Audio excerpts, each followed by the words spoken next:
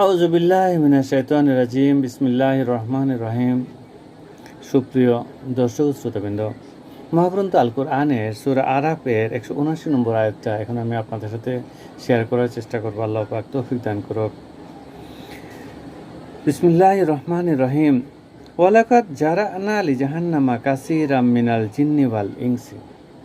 আল্লাহ পাক বলতেছেন, নিশ্চয়ই এই যে মানুষ আর জিন জাতি সম্পর্কে আমরা জানি, এই মানুষ আর জিন জাতির মধ্যে থেকে অনেকেই আল্লাহ পাকের জাহান্নামে নিক্ষিপ্ত হবে।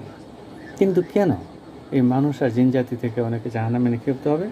আল্লাহ পাক বলছেন, লাহুম কুলুবুল্লাহ ইয়াফকাহুনা বিহা। তাদেরকে আমি অন্তর দিয়েছি, কিন্তু এই অন্তর দিয়া তারা আমি আল্লাহ সম্পর্কে, আমার শিক্ষা সম্পর্কে, কোরআন সম্পর্কে, আসমানি শিক্ষা সম্পর্কে তারা চিন্তা ভাবনা করে না। ওয়ালাহুম আয়ুনুল্লাহ ইউবসিরুনা বিহা। তাদেরকে আমি চক্ষু দিয়েছি দেখার জন্য, কিন্তু এই চোখ দিয়ে আমি আল্লাহর সৃষ্টিকে যেভাবে দেখার, আমি আল্লাহর এই জগৎকে যেভাবে দেখার, আমি আল্লাহর আসমানিক শিক্ষাকে যেভাবে দেখার, আমি আল্লাহর কোরআনকে যেভাবে দেখার, সেভাবে তারা দেখে না। ওয়ালাহুম আযানুল্লাহ ইয়াসমাউনা বিহা। আমি তাদেরকে শ্রবণ শক্তি দিয়েছি, কিন্তু এই শ্রবণ শক্তি দিয়ে আমি আল্লাহর আসমানিক শিক্ষা, আমি আল্লাহর কোরআন, আমি আল্লাহর ইসলামের শিক্ষা তারা ওইভাবে তারা কান দিয়ে শোনার চিন্তা করে না, চেষ্টা করে না। উলাইকা কাল আনআম। তারা আমি আল্লাহর শিক্ষার প্রতি পশুর মতো আচরণ করে। একজন পশুর কাছে যদি কেউ ইসলামের শিক্ষা দাঁড়ায় বলে, পশু যেমন এগুলির অর্থ বোঝে না, তারা এমন এক আচরণ করে যেন তারা এই ইসলামের শিক্ষা, কোরআনের শিক্ষা, আসমানের শিক্ষা সম্পর্কে তারা কিছু শুনে নাই।